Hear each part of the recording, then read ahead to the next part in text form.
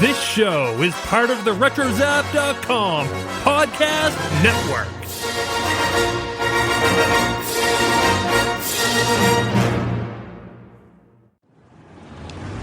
Today's episode is brought to you by TeePublic.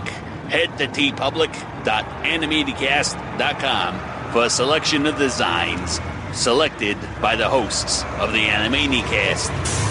Support independent artists and support the show. And welcome everybody to episode 44 of the Animanicast. Hey, God, Brain, are you feeling alright? Pinky, I'm feeling more than all right. I'm in love. Love? You? What? I met her today in the maze. Her name is Billy. She is of simple folk, fair and true. You mean she's stupid? A bit. She called me Egghead. Egghead? No. Do not mock a love-smitten mouse.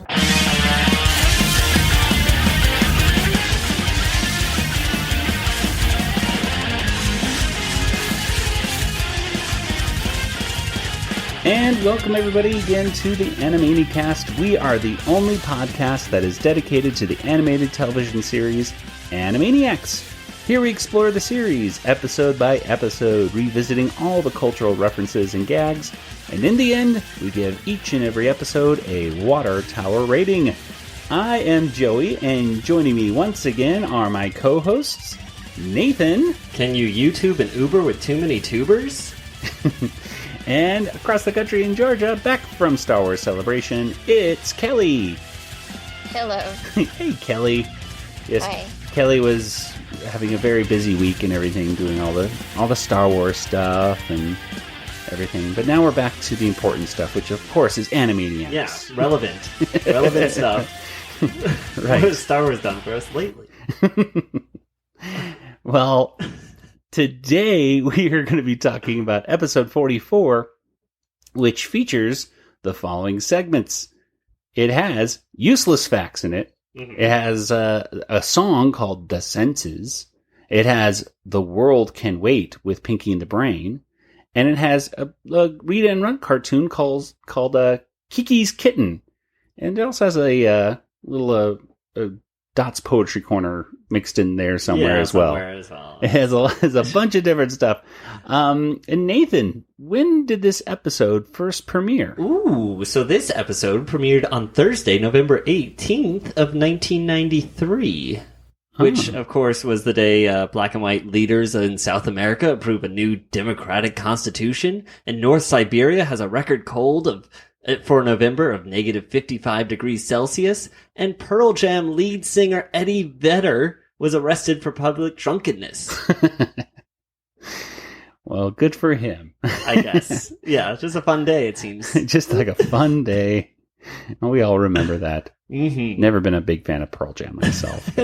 Anyway, but I'm a fan of this episode. What do you guys think? In a few words, what would you say were your thoughts about it? Kelly, let's start with you. I thought it was pretty educational. All right, and Nathan? I had a good sense about it, I guess. Well, very awesome. Okay, let's go ahead and get into the discussion. So, first of all, we have a few different, we have a news segment, I guess you could call it, a little mini segment that is, put throughout the episode called Useless Facts.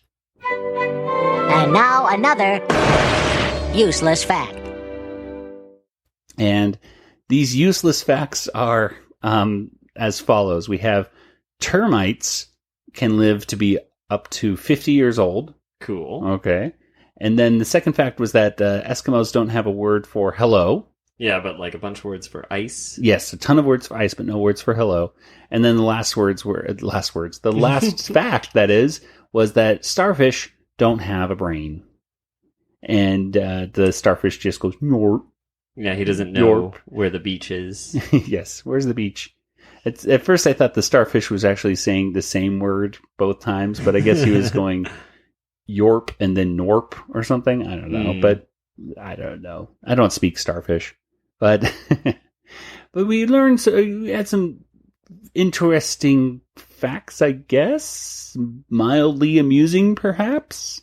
Yeah. What do you guys think? What do you think about this segment? And if you had to pick one of these as the most useful, useless fact, or perhaps funniest fact, what would it be? Nathan, what do you think? The shrimp's heart is in its head. Oh, that's right. I forgot the shrimps. He forgot to say it, and that's how important it is. That's how useless that fact is. That's how useless. I totally forgot that. So that's why it's my favorite. A shrimp's heart is in its head. What's wrong? Headache? No, heartburn. That's right. The shrimp had heartburn, not a headache. Heartburn. But-um-ting. Kelly, what about those 4 useless facts? Did you have one that you thought was kind of interesting or humorous or both?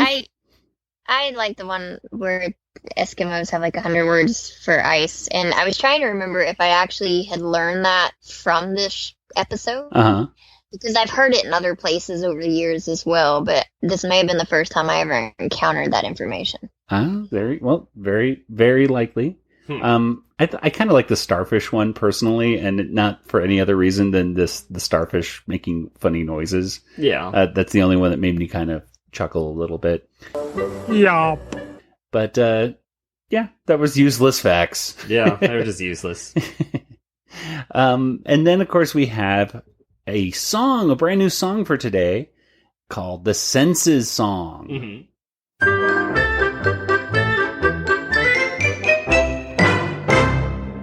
The Senses Song was a story. It's a story by Tom Ruger, which I don't know if there's really much of a story to this song, but story by Tom Ruger. It didn't make any sense. The story just didn't make any sense.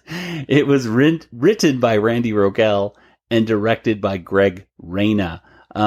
Basically, this is a song about the different senses. It starts with the 5 top senses that we're all used to. Of course, what we have our sense of hearing and sight, and taste and touch, and I'm not going to help you. Oh my gosh, what am I forgetting? We have sight, and I can hear, I can smell. That's it. Yeah, that you do smell. Oh gosh, no wonder. No wonder I have so much trouble with hygiene. My smell is so bad. Well, yeah, but then it goes into, of course, the 6th sense, which is Shirley MacLaine, which ties back into the last line of the song. Yeah. Well, the variable verse for today was Shirley MacLaine. So, they talk about Shirley MacLaine in the song, and then they go into a bunch of other puns with the word sense in it. Some of them are just, sayings, a sense of humor, a sense of dread, sense of doom, sense of all that kind of stuff. Very high energy cartoon. Decent, in fact, very good animation, I would say. And I don't know, I just really like this song. Really funny. What do you guys think? What are some highlights of this particular song that you liked, Nathan? I like when Dr. Scratch and Sniff gets hit on the head with a tree. With the tree. The sense of hearing is something good, because if a tree falls in the wood, would there be a sound? You bet there would. If it landed on top of your head, if a tree lands on top of your head. He's just like a lumberjack, and he's chopping down a tree. What, for some reason. The story didn't quite make sense, but I liked that story. So, no, but it's a very, I do like the music. It's a very hummable song. So. Kelly, what about you? I like when Dot talks about a sense of awe, and the animation has sort of like these little sparkly stars or lights in the background. Yeah, that was a nice shot. There's incense and whole sense and common sense, it's true. Sense of wonder, sense of beauty, sense of honor, sense of duty. The one part right there, the sense of honor, sense of duty. That song gets very it slows down. It goes kind of crazy, but then it has those little pretty moments right there that set it apart. There's also one part that quite frankly, I listened to this song a lot on the soundtrack, and there is a slight difference between this version for the TV versus I think it was on the actual soundtrack. On the TV version here, Yakko, in between the breaks, says something like, now here's the other senses. And in the actual soundtrack, it just goes right into the other, crazier senses. But there's a part where the census man that is taking a poll, where, Hello Nurse is there, and Yakko is there as the census man there to take the thing. Quite frankly, he does this kind of almost like a wink and nod at the camera at that point. And I'm saying, okay, so is my mind just in the wrong place, or is that just an adult innuendo joke that I did not get as a kid? When it's like I'm taking a poll and there's a nurse here. I don't. I think it's just he's like, hey, she's pretty. Yeah. Okay. Census. Okay. Because if so, then that was weird. But but it was in some of the reference guides, it talks about the similarities with this song to Tom Lehrer song. We just mentioned Tom Lehrer a couple episodes ago with the Oedipus Rex song. And now they were bringing up this one, which is similar to the Irish ballad that Tom Lehrer sang. In that song, Tom Lehrer sings about a young girl who kills her family and puts them in pie or something, or puts them in an Irish stew, I think, at the end. It's a very, sick and twisted poem. The reason most authentic, genuine folk songs are so unbearable is that they were written by the people. And so I thought I'd try one myself. This one is an ancient Irish ballad, which goes back as far as 1947, and has all the characteristics of that art form, in particular an idiotic refrain, rickety-tickety-tin, and hundreds of verses. You'll be relieved to know that I'm only going to sing about 70 or 80 tonight. So I should mention that folk songs should be accompanied on folk instruments, and the piano, for some reason, is not one. So imagine, if you will, that I am playing an 88-string guitar. Oh, one other thing. As you know, audience participation is an important part of public folk singing. So if any of you feel like joining in on this song, I would appreciate it if you would get out.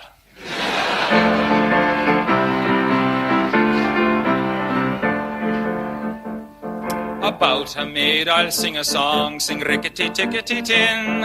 About a maid I'll sing a song who didn't have her family long. Not only did she do them wrong, she did every one of them in. She did every one of them in. One morning in a fit of pique, sing rickety-tickety-tin. One morning in a fit of pique, she drowned her father in the creek. The water tasted bad for a week, and we had to make do with gin. We had to make do with gin. I was thinking, that's nice and all, but that's not what this tune was originally. Like, this is... it actually took a while this afternoon trying to figure out what the heck is this tune. Oh, okay.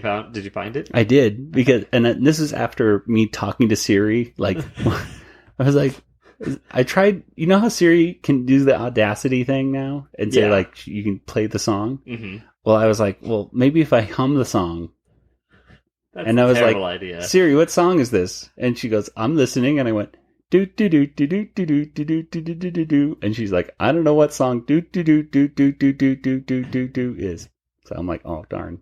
Anyway, it's still a humorous thing, but I know it was an Italian song. Like I remember hearing, like, seeing it in cartoons and movies and stuff when pasta is being taken out in an Italian restaurant, and that led me to something called the pasta song, which is like, I like linguine, I like spaghetti. I'm like, that's not obviously the words to this song. So eventually I found what I believe is the actual song for the senses, and the original tune, and I'm going to totally mispronounce it because I do not speak Italian, is Tarantella. Nathan, maybe you can read that for me. Oh, yeah. That's Tarantella la patella. You just got to read it fast. That way no one can tell you're not saying it right. Tarantella. Just say Neapolitana. Just say it confidently and just... Oh, yeah. Tarantella. Anyway, I wasn't very confident. Oh, there we are. See? But that's the sense. That's your senses song. Yeah. So you go to an Italian restaurant, they start playing this song. I like pasta. I love green. No. You sing the senses song. Of course, it's obviously a little bit of a variant right there. All right.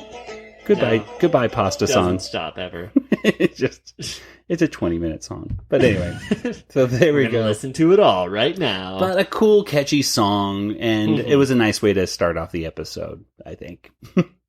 But then we go right into our next segment. Dot's Poetry Corner. Dot's Poetry Corner. And now, Dot's Poetry Corner. Which Dot is talking about Humpty Dumpty in this one. And Humpty Dumpty apparently got a big legal lawsuit. Yeah. We won a case and actually ended up winning the wall as well. Yeah, lots of money and the wall. So he's going to build that wall. No. Yeah, so that was Dot's Poetry Corner. I don't know really what to say about that one other than it was a nice little bit of filler that was there. Yeah. Animation was a little off, but they always seem a little off. They're always a little off in Dot's Poetry Corner. But well, let's get right into The World Can Wait. This is Maurice LaMarche, the voice of the brain, and you are listening to the Animanicast.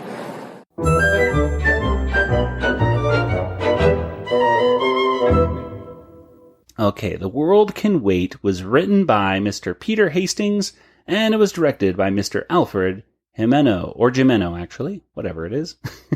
But Gimeno. Gimeno. No. It might be. He told us, didn't he? And one of our listeners did, actually. Someone told us. Yes. And, okay. I believe it was Curtis. But anyway, Kelly, what can you tell us about The World Can Wait?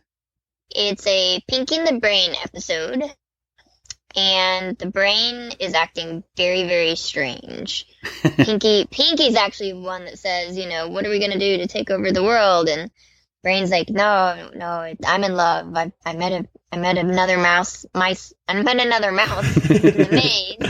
I met a mouse in the maze. Yes. Mm-hmm. And her name is Billy, and she's from, fair, simple folk. And Pinky's like, you mean she's stupid? And Brain's like, yeah, a little bit. And he dresses up and he decides he's going to try to woo her. And so he takes Pinky over to her cage and, tries to have a conversation with her. But she's actually connecting more with Pinky and thinks he's funny because their minds are a lot more alike. And Brain gets mad and tries to, spin Pinky off with what they call a metal donut. It was actually the little thing he was going to give her instead of flowers. Mm-hmm. And but then the laboratory techs come in, and I guess they electrocute her. It's all done off screen, so we don't have to have to witness what goes on. And the next thing is she's super, super smart, and she starts talking all these very scientific terms I can never repeat. And so she's actually smarter than Brain. And he's like, oh, we have to go take over the world now, Pinky. And Pinky's like, why? And he said, well, because if we don't, she's going to do it first. So he's still in love, but he has to beat her to the punch. Exactly. Yeah, and then he can give her the world. Oh, maybe. I mean, he'll probably take it for himself. But he could. He wants it all for himself. Yeah. But Billy would be a good, a co-ruler or something like that. Yeah. I think. But, it was a cute episode. It was a cute Pinky and the Brain, and one that really kind of strayed from the formula that we're used to. In this case, they don't leave the lab at all. They're in there the entire time for this one. It's funny. The song starts off with Brain saying, we're going to do the same thing we do every night, try to take over the world. And then the song starts, and then they come back to the song. It's like, so how are we going to take over the world? They're like, oh, we're not going to. No, we're not going to tonight. So he lied at the beginning of the song. Well, Billy right there, the mouse. Okay. She's apparently based upon a Billy Dawn character played by Judy Holliday. According to this reference guide I have in front of me here, Cultural Reference Guide. It says, Billy the Mouse is based upon the Billy Dawn character played by Judy Holliday in the Broadway and original movie versions of Garson Keenan's play, Born Yesterday. Why you got against babies all of a sudden? Nothing. I've got nothing against a brain that's 3 weeks old and empty. But after it hangs around for 30 years and hasn't absorbed anything, I begin to wonder about it. What makes you think I'm 30? I didn't mean you. Oh, yes, you did. I swear. You certainly know how to get me sore. I'm sorry. 30? Do I look 30 to you? No. Well, what'd you say it for? I don't know. How old are you? 29.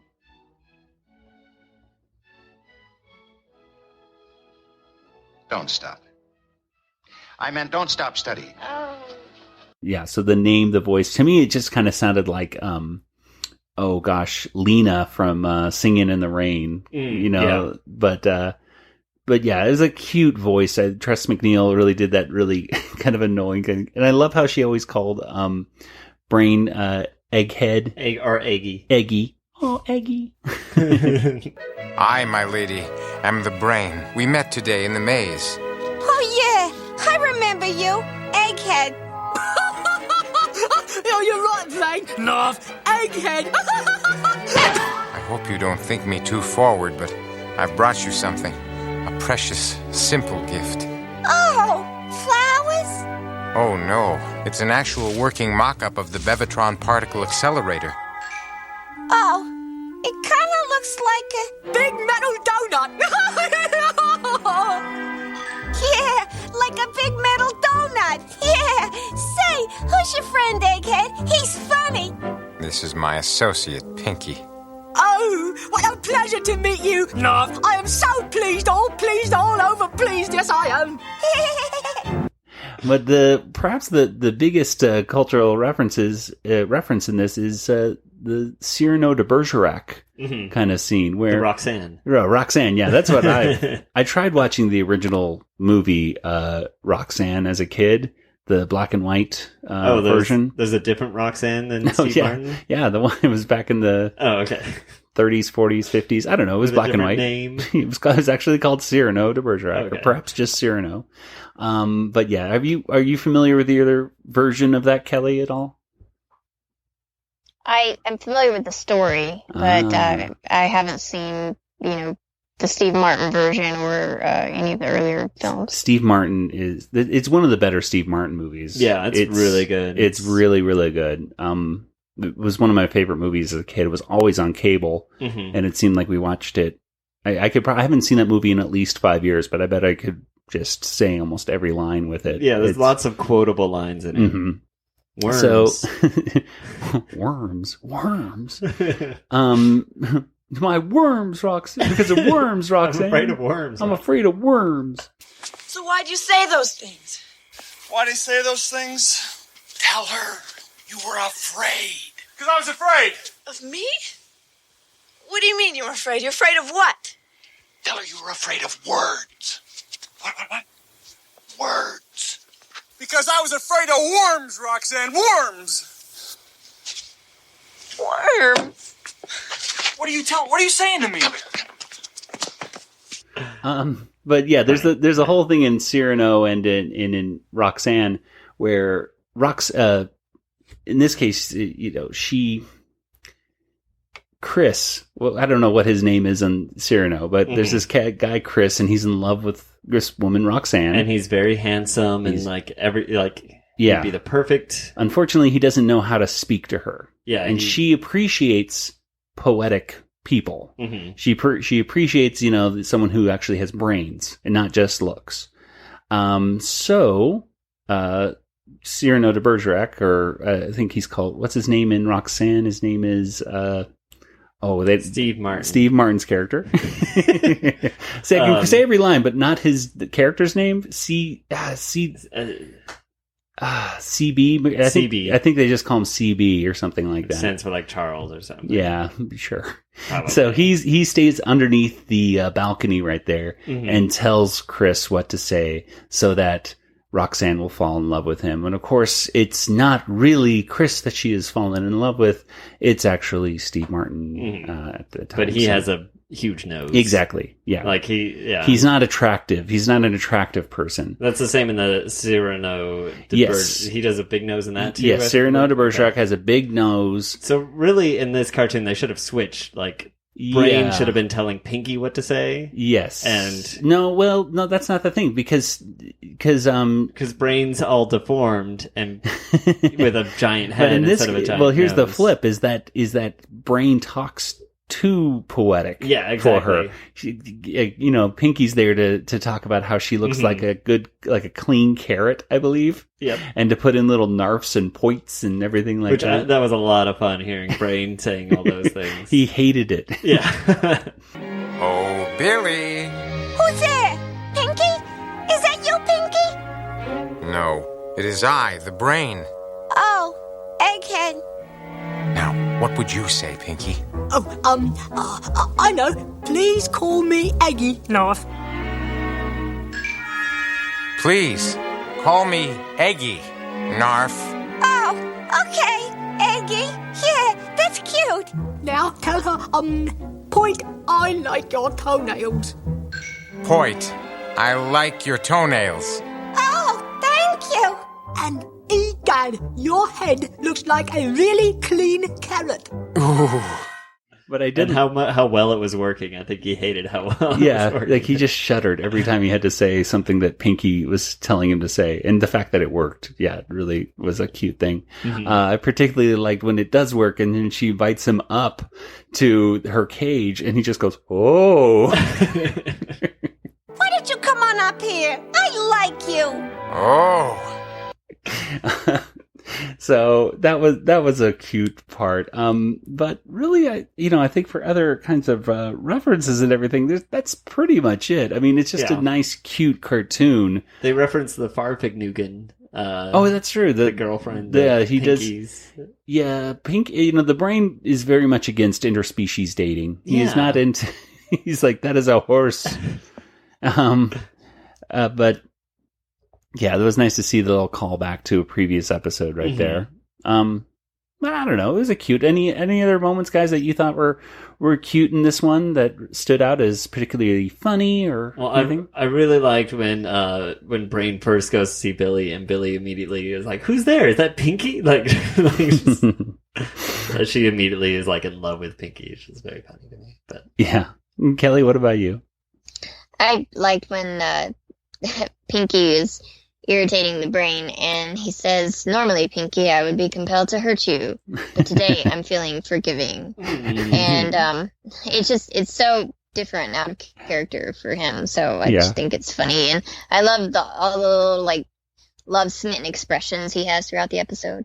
Yeah, and I also liked how just the fact that Pinky just thought it was this was hilarious. Like he always laughs at this how ridiculous that Brain is in love, and he just can't stop laughing at the fact that that Brain would ever fall in love with somebody. So it was a good Pinky and the Brain. Very nice. It was cute. I'm glad Brain found some other things to do in his life besides try to take over the world. If not just for one episode. Yeah. Well, before we get to our last segment, let's go ahead and get to a commercial. So, Nathan, we love commercials. Yay! Nathan, hit us with our commercial theme song for today. It's commercial time right now.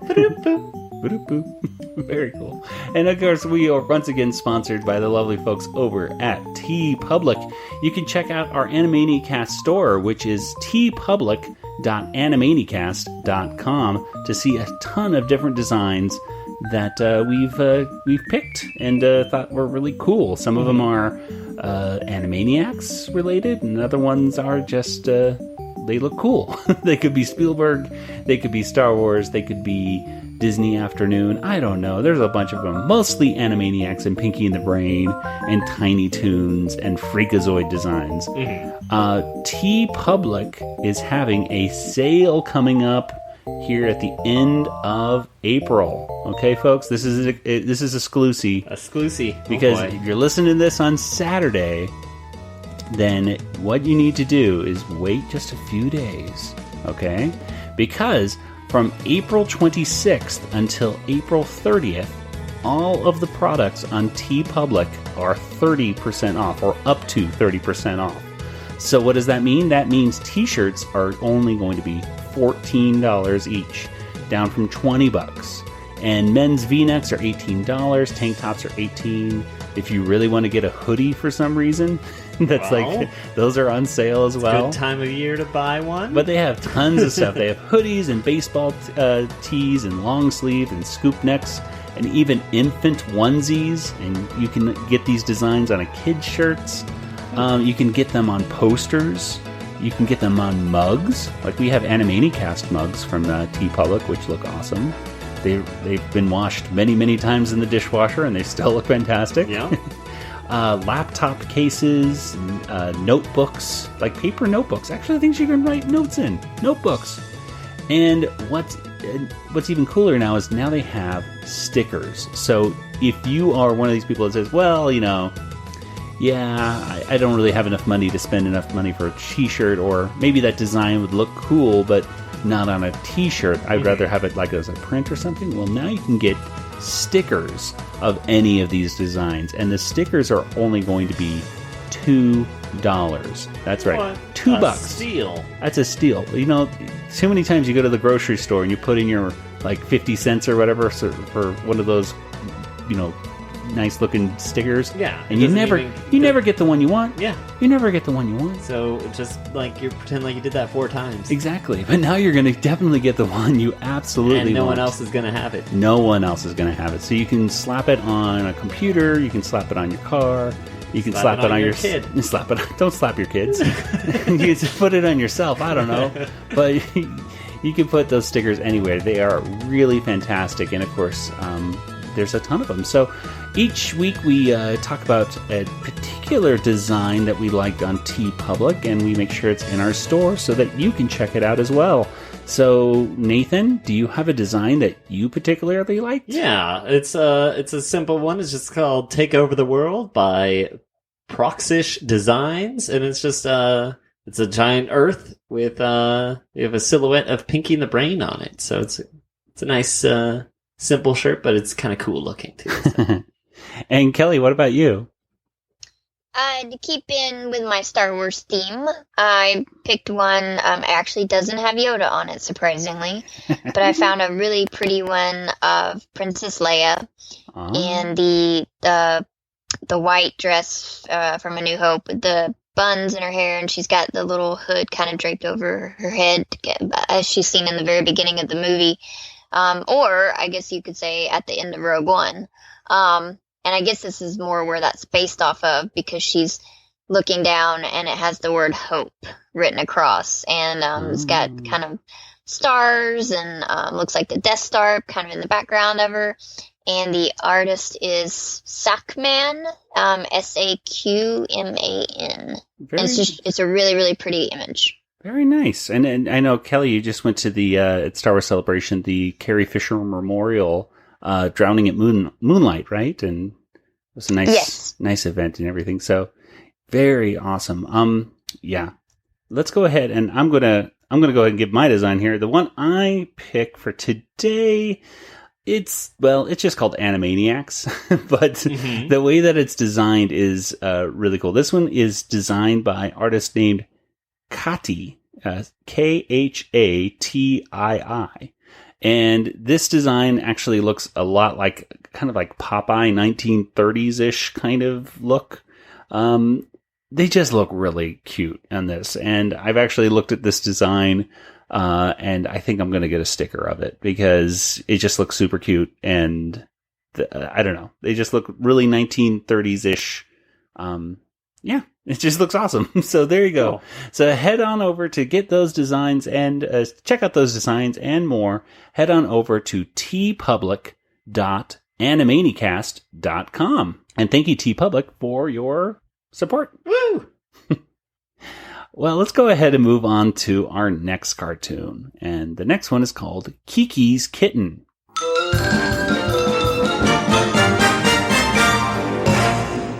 Kiki's Kitten was written by Deanna Oliver, and it was directed by Gary Hartle and Adu Payton. Let's see. Nathan, what can you tell us what the heck happens here in Kiki's Kitten? Well, we've got a Rita and Runt episode, but mostly a Rita episode, I guess. Yeah. Runt sleeps through the entire thing. We find a gorilla, the most angry gorilla in the world, it seems. The zoologists are trying to calm it down so they can put it into a show, I guess, or something like that. They wanted to dance. I'm not exactly sure what they do at that zoo, other than just have gorillas that are just calm and dancing. Yeah, they want a calm gorilla, basically. And there's one thing that seems to calm Kiki down as she looks outside her cage, and it's this cat that's in the gutter. So they go and grab the cat. It's Rita. They bring it into the cage with the gorilla, and it's either going to calm the gorilla down or the gorilla's going to kill the cat. Let's find out. So the gorilla's basically torturing Rita because it wants Rita to be a gorilla. So, or maybe even a monkey, because at one point it tries to hang her by a tree like a monkey, by its tail, which is gorillas don't have tails, but whatever. Yep, that's true. So, anyways, Rita eventually escapes through the bars, and Kiki actually chases after Rita into the alley too. And luckily for Rita, Kiki grabs the wrong cat. There's another gutter cat out there who was eating trash. We actually sang a little bit too. And Kiki's happy, and the zoologists are happy, and only that gutter cat is unhappy. But then Runt wakes up, and he had a bad dream about a duck chasing him. So, the end. The end. Yes. Runt, I want to see this whole other side cartoon where it's just Runt's dream. Runt's dream. That'd be fun. About a duck. He seemed happy at the beginning of it, like, oh, hey, duck. It's a big duck. It's a mean duck. When he was talking about ducks, he actually reminded me of the dog from Duck Hunt, actually. I was like, wait, maybe that little 8-bit character is actually Runt. Yeah. In Runt's dream. Insert sound of dog here. There you go. Well, this one actually had, for a Rita and Runt cartoon, quite a few references to various things.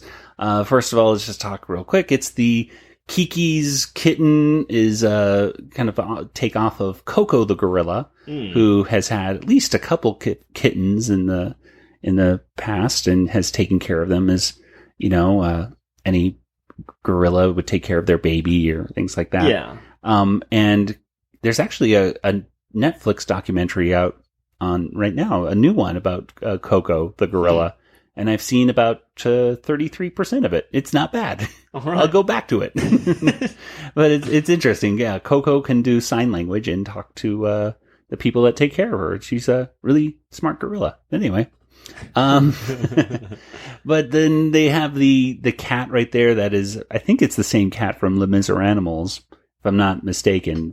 That cat looked very familiar. There's, first of all, Diane Fossey with the Gorillas in the Mist. The Dr. Babu comes in, who kind of looks like an orangutan. Yeah, he looks like an orangutan. Yeah, he has red hair and everything like that. He has that weird face like one. Yes, he talks a lot like a character from Monty Python. There was a character in one of the skits, I think it was called The Bookshop.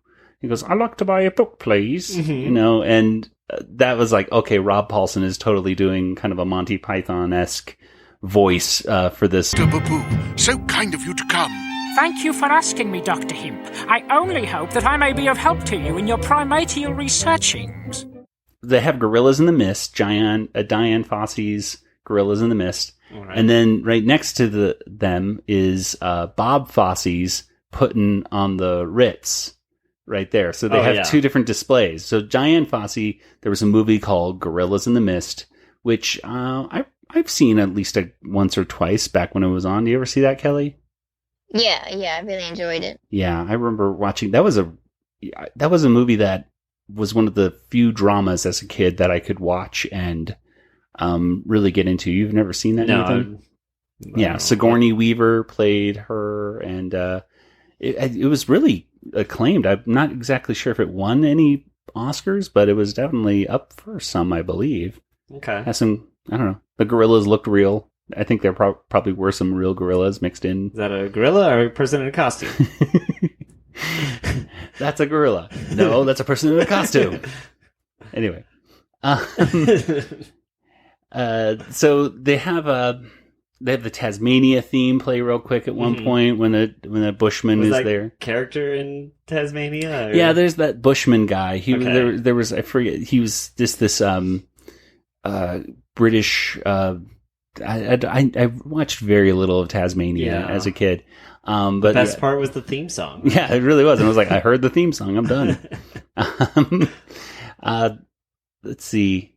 Of course, the putting on the Ritz, by the way, I gotta say, Young Frankenstein? Young Frankenstein. Yeah. Especially with them just going, ooh, ooh, ooh, ooh, ooh.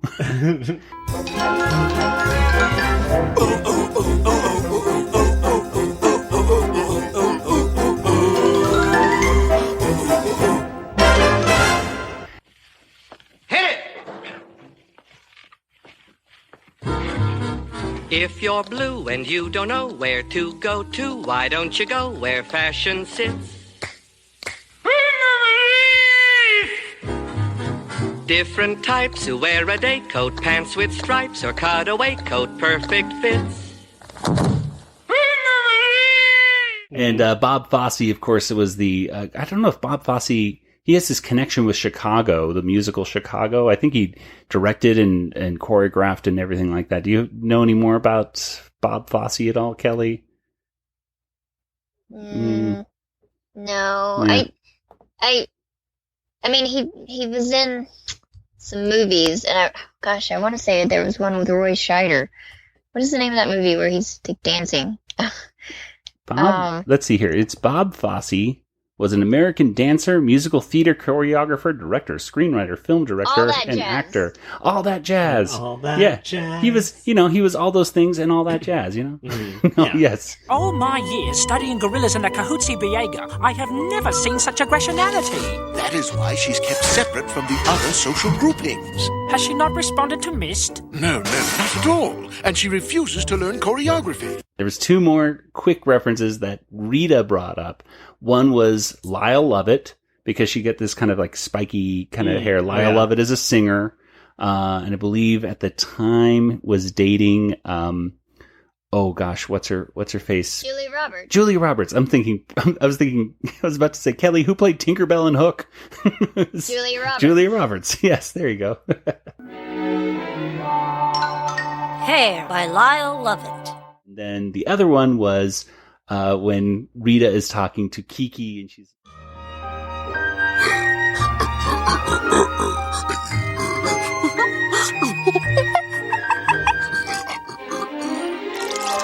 You dated King Kong? No. Yeah, right, and I'm Fay Ray.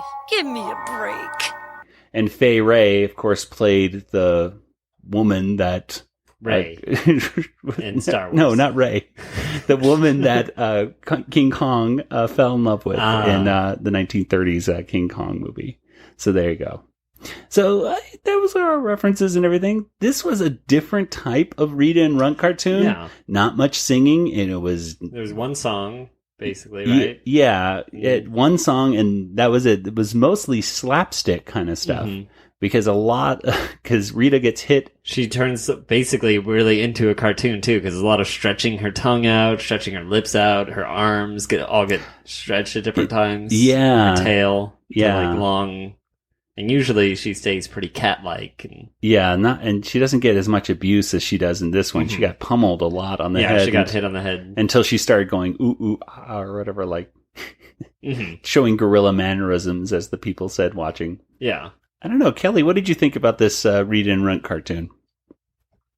I thought it was cute. I mean, I got all the references, with Coco's gorilla, because I remember watching video of Coco with the little kitten as a little girl. And, I don't know if a whole bunch of kids would get the Diane Fossey reference, and really probably not Bob Fosse. So yeah, I at least recognized Bob Fosse's name, and I had already seen Gorillas in the Mist. So there's a moment where one of the I don't know what the zookeepers, zoologists, whatever they are, said something about Cahuzi Biega. So I was like, what in the world is that? So I had to Google it, and it's actually a real place. It's a national park, and it's located in the Congo, Democratic Republic of the Congo. Oh, so that's where some gorillas. It's a UNESCO World Heritage Center. Oh, there you go. So so I had there. Wow. Okay. Yeah, and that goes right by. It's a well written, despite all the slapsticky kind of stuff. I think it's some well written stuff in here that, like Nathan, you were saying at the beginning, she'll either show maternal instincts or she'll rip the kitten's head off. Let's find out. Yeah, that was my favorite part of it. Putting me down, ape face! The kitten has placated her. Now, either Kiki's maternal instincts will overcome her aggressionality, or she will tear the kitten's head off. Let's watch. Any other parts of that other than the you get to see the Animaniacs. That's always That's nice. true. They make a quick little cameo. When in doubt, throw them running around. Yeah, exactly. I think that was my favorite. And maybe Runt talking about the duck being scary. Oh, that's not a duck. Yeah, it is a duck. Oh, that's a big duck. That's a very bad duck. Oh, that's a big duck. Oh, big duck. The whole duck thing reminded me. There's always this like standalone line that I've always liked to quote from the movie novelization of Star Wars: A New Hope. Uh-huh. And Obi-Wan says something about a duck, and Luke goes, "What's a duck?" And I always found that so hilarious when I first read it. So like I'll randomly just be like, if the word duck comes up, I'm like, "What's a duck?" And no one gets it because I don't know. It's so obscure. But you know how you'll just come across something and the most random line sticks out, and it jumped out at me because that's the first time I ever heard of any. They used any kind of like real world creatures mentioned in any of the literature. Yeah. And I guess because this book was written in 76 or it came out before the movie. Yeah.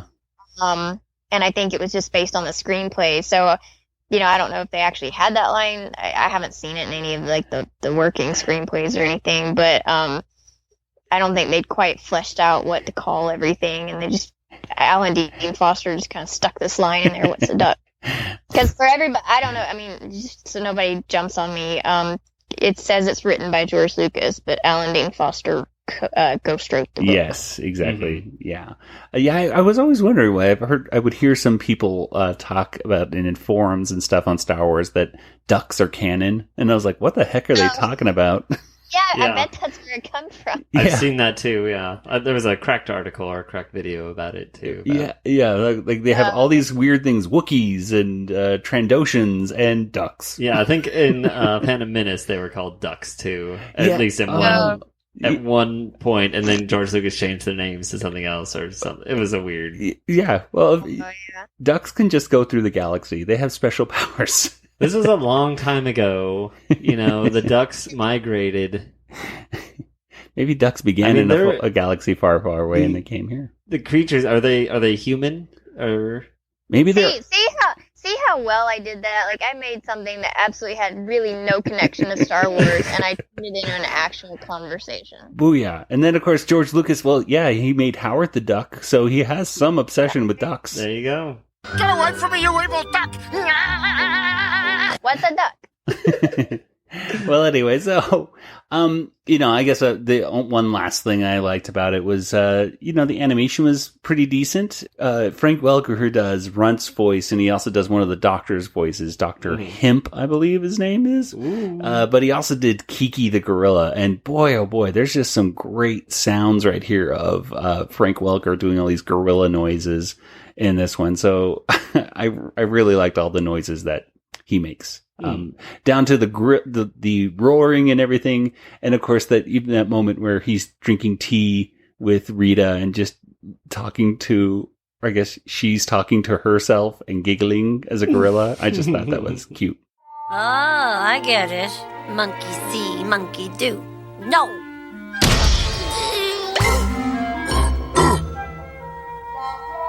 Look, I speak cat, not gorilla, okay?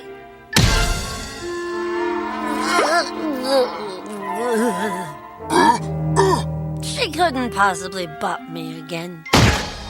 Ooh, I'm oohing. All right, so let's go ahead and get over to our water tower rating.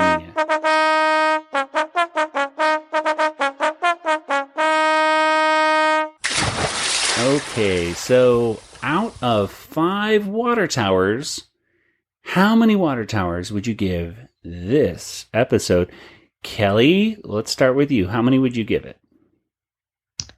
I think I'm gonna go with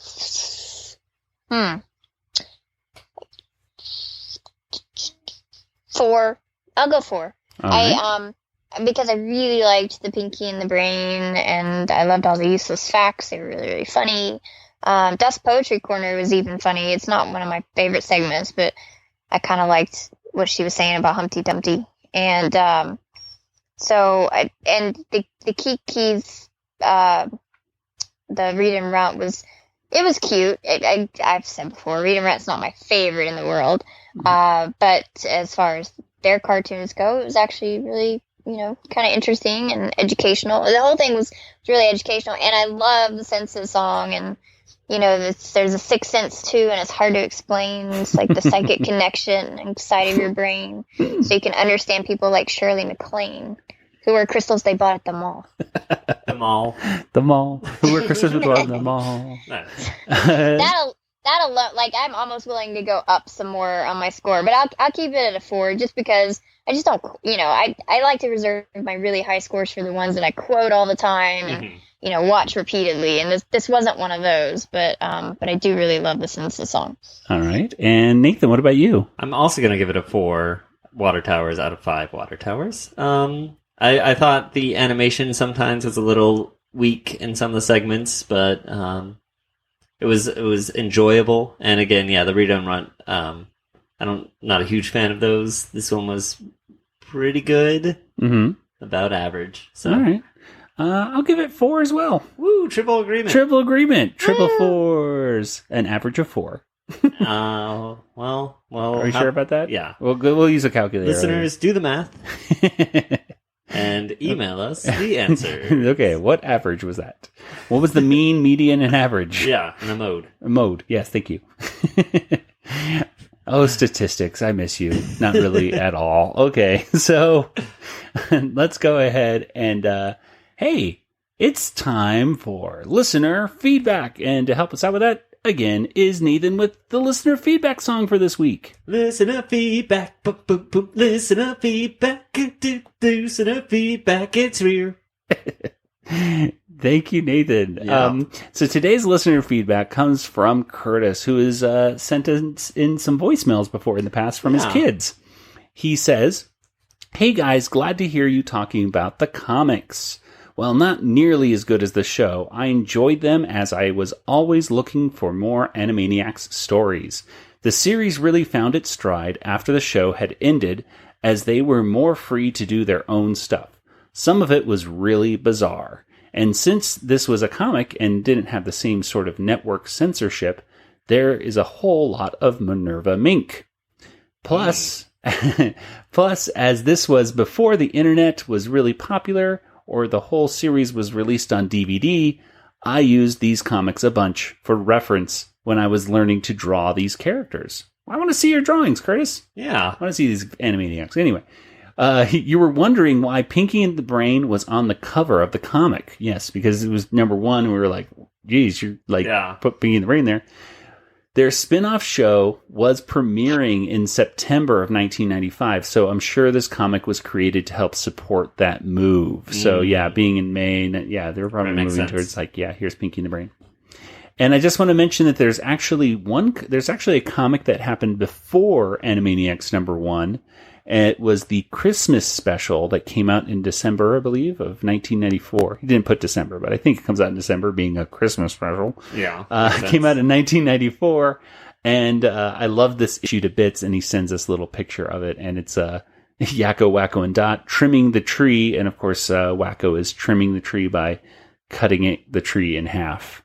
And Curtis says, I'll return with my kids to review an episode soon, I promise. So, yay! We always appreciate Curtis and feedback from your kids as well to hear what they think about the show. So, thank you, Curtis, for that information. Appreciate that, especially because, like Nathan and I had said before, we didn't read the comics as they were coming out. This is a brand new thing for us. The main comics I read as a kid were mostly Batman comics. I was really I know that we were into the Death of Superman and Nightfall, and a lot of horrible things were happening to Batman and Superman in the 90s. They were dying. Bane was coming around. He was doing stuff. And, well, anyway, so thank you very much for that information. Well, last week we had a poll, and so let's go ahead and get to the poll results. And guess what? We don't have to worry about that announcer doing it because we got the results right here in front of me on my computer screen. Woo! Listeners were asked, which of these Rita and Runt cartoons is your favorite? Hashtag Animaniacs, hashtag Animanicast poll. So we had 4 different results. 4 different choices, I should say, with 4 different results. Oh, okay. I would think so. 18% said of Nice and Men. Okay. Then the next person... This one person voted on this next one. Then the next one was Puttin' on the Blitz was second place. Okay. But tied for first place was Frankenrunt and Smitten with Kittens. Sure. What do you guys think? We should go ahead and let's see if we can do a tiebreaker between Frankenrunt and Smitten with Kittens, okay? Because there can only be one, as Highlander once said. So before we chop off somebody's head, which of those two do you like more, Frankenrunt or Smitten with Kittens? Nathan, Frankenrunt. It was Frankenrunt because it reminded me of Young Frankenstein. Okay, and Kelly, what about you? I like Frankenrunt as well. Okay, and I'm saying Frankenrunt as well. Cool. Triple agreement. Once again, we're just all on the same page today, folks. So Frankenrunt we're calling as the winner of this one for best of those 4 Rita and Runt cartoons. We'll have to have a finals at the very end. Exactly. So there we go. So those were our poll results that we just finished right now. But let's go ahead and maybe we won't have a tie this time. Nathan, what is the poll for this week? All right, so we need to find out what our favorite song is of the last couple songs we've heard. So today we had The Senses, and we also have Be Careful What You Eat, a couple episodes, episode 23, I believe. Wow, way back then. Yeah, and then on episode 6, What Are We? What Are We? These are the big songs that we missed. We already did one about like the planets and... Yeah. We did some of those already. So, and the nations. Right. We haven't done those 3 yet. Okay. So those 3. So once again, those are... The senses, Be Careful What You Eat, and What Are We? Ooh, those are 3 good choices. That's going to be a hard one to choose. I hope it's a 3-way tie this time.